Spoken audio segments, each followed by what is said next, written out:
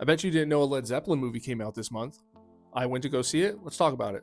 Now, if you're a fan of Led Zeppelin or just this type of music in general, you will enjoy this movie. It is set up as a documentary, though, so that might turn people off. The documentary follows interviews of the members of Led Zeppelin and just hashing out just their experience of how Led Zeppelin became Led Zeppelin.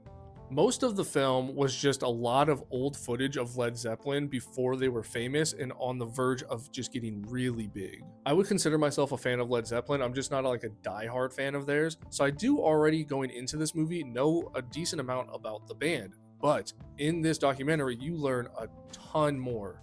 There is a lot of information that Jimmy Page, the lead guitarist of Led Zeppelin, shines a light on that I just did not know prior, and it was very interesting.